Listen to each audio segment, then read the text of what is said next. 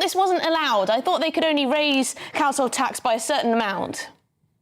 Well, yeah, absolutely right. So what you're talking about here is the referendum cap. So ever since 2012-13, there has been a principle that if a council wants to impose an excessive form of council tax increase, and that is decided each year, then they have to have a referendum. Unfortunately, the actual reality is that every time a council goes cap in hand to the government, and this is a failure of the last government as well as, unfortunately, it looks like of this government, they've tended to be granted that right to impose a significant council tax increase without a referendum. But this means that it's a decision of the government, not just of the local council. So if Oxfordshire County Council want to raise a massive tax increase, or I think it might be Maidenhead that's doing the 25% tax increase, they have to ask the Secretary of State for local government, and Angela Rayner would have to say yes. So I suppose this isn't just about the council leaders, this is also about the cabinet. Yeah, absolutely. And what I would be saying to Angela Rayner is that, Windsor and Maidenhead does have the power to increase council tax by the 25% that you mentioned. It would be the largest in 2 decades. It's just that that power comes not from the council itself, but comes from the people who would have the chance to have that vote. And this was a principle that was never really enforced by the last government. There was only ever one referendum, and that was for a police and crime commissioner in Bedfordshire. And I think that this government should completely change the culture in local government and actually say to local government, no, you can have these council tax increases, but you have to go to your local residents, your local taxpayers, and make the case to them.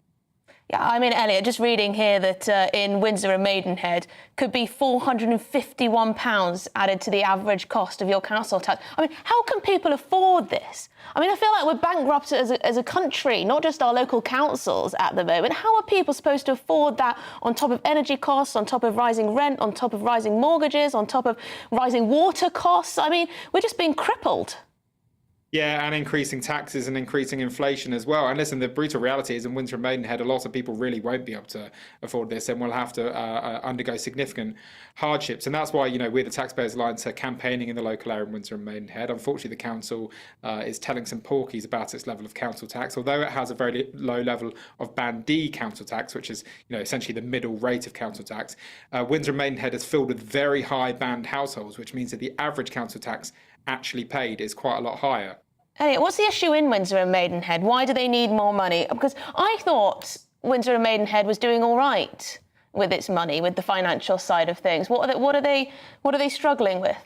Yeah, so one of their claims is that a significant amount of spending has essentially been going through the wrong form of accounting. So they've been classifying current spending as capital spending, and that actually, if that capital spending was accounted for as current spending, they would not be in a financially viable position. So that's their claim. But listen, before they go to their residents and ask for an extra £450, they need to be looking at whether or not they can make cuts internally. Where else in the country is expecting a pretty significant kick to their finances, to those tax rates? I mean, I think a lot of people watching this will be worried that their local authority is going to be doing a similar thing. So at the moment, I think it's only 8 councils that have said they want to increase it by over 5%, but that actually covers about 4.4 million people. And that's because there's a couple of really big hitters in there. There's Birmingham, there's Hampshire. They account for about 2.5 million people. There's Windsor and Maidenhead, as we've discussed, but there's also places like Slough and Cheshire East. So even though there's not actually that many councils, in terms of the number of people that are covered, 4.4 million is a pretty decent whack, given the population of England is only around sort of 50 million.